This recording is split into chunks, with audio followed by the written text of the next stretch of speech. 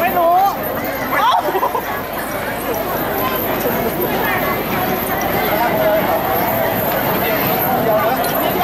เดียว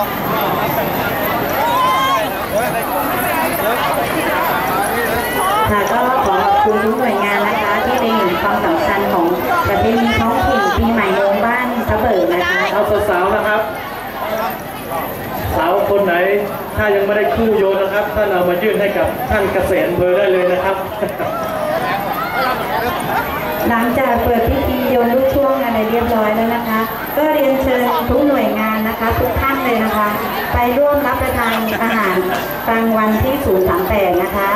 เรียนเชิญทุกท่านเลยนะคะไม่ว่าจะเป็นสมาชิกอบต.กำนันผู้ใหญ่บ้านแล้วก็ส่วนสาธารณสุขทั้งทหารแล้วก็ทุกภาคส่วนนะคะเรียนตำรวจด้วยนะคะไปร่วมกันรับประทานอาหารที่หน่วย38นะคะศูนย์สงเคราะห์ชาวเขาของเรานะคะ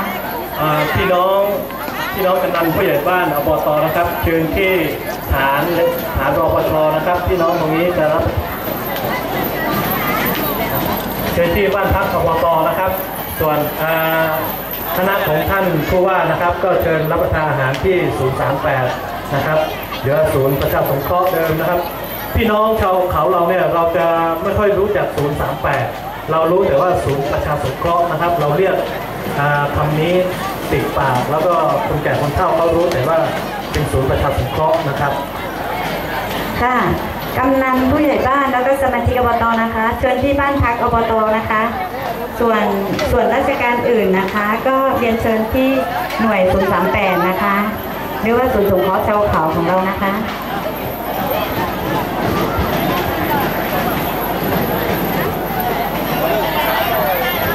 ก็ทำมรสุนวัดเจ้าตัวไปตรงนี้ตรงนี้เสด็จวันนี้เจ้าตัวไปนู่นนออย่างไปเจ้าผู้วันนี้เจ้าขึ้นเกาวันนู้นนอไปปอดเจนี่มั่วเก่งไปเที่ยนี่ตัวกลุ่มไปจงขึ้นเกาก็ทำมรสุนวัดเจ้าตัวในตรงนี้จะให้ตัวทอดตัวยาวแต่ตัวเล่นสตูแล้วตัวนู่นนออะไรอย่าบัวเจ้าเพี้ยนอะไรย่อนี่จีตัวมาไปกูจีบอกบ้านย้อนนะนู่นน้อยมาไว้อีจอหนอเราเลยกูตัวเราขอตัวเทียมาย่อไปจ่อยเนาะย่อไปจีมั่วเก๋กงเตตัวมาเจไว้อีนอเลยสาวจีปอไปขอเก๋ไปรู้เจ๊ไปเจ้าน้อยขออีขอเก๋เจ๋งได้ทีนะมาย่อไปเสด็จตัวอีอย่างก็นู้นนอมาคู่ไว้อีนอจงกันเก่าเลยนะหรือสั้นนี่หรือยงตัวมูลไฮมูลหรือเทลิสาตัวป้าเป้นะ